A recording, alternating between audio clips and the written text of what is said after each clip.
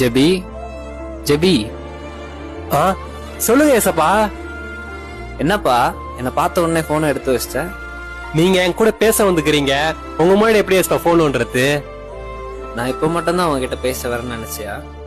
நீ சர்ச்சில் இருக்கும் போதும் நான் பேச வந்தேன், நீ போன் நோண்டிட்டு இருந்த.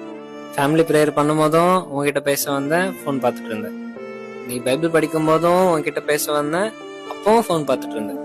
சரி, தனியா போகும்போதாச்சும் பேசலான்னு பார்த்தா அப்பயும் போன் நோண்டிட்டு இருந்தேன். லாஸ்ட்ல தனி ப்ரேயர் பண்ணலான்னு இப்போ வந்த, அப்பவும் போன் தான் நோண்டிட்டு இருக்கு.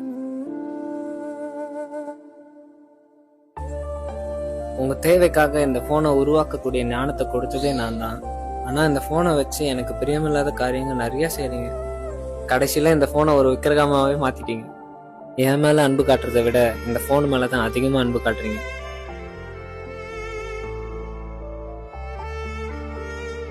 மகனே, நான் உன்னை ரொம்ப அதிகமா நேசிக்கிறேன்.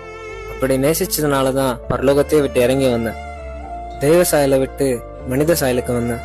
மனுஷ சாயல் ஆனதுக்கு அப்புறம் என்னை காரி துப்புனாங்க. உனக்காக நிறைய அவமானங்கள் பட்டேன். என்னை தலையிலே கொட்டுனாங்க. சாட்டையில என்னை அடிச்சாங்க. அந்த சாட்டையில இருந்த முள்ளுங்க என் தோலெல்லாம் கிழிச்சுது. என் உடம்பு ஃபுல்லா ரத்தம், என்னுடைய கடைசி சொட்டு ரத்தம் வரைக்கும் சிலுவையில உனக்காக நான் கொடுத்தேன். என்னை கொஞ்சமாச்சு நேசி மகனே. உன்னுடைய அன்பு எனக்கு வேணும், நீ எனக்கு வேணும். ஏசப்பா, உம்மை மறந்து வாழ்ந்தவன் தான், அது உமக்கே தெரியும். உம்மை மறுதலித்தவன் நான், இதை உலகே அறியும். உதவா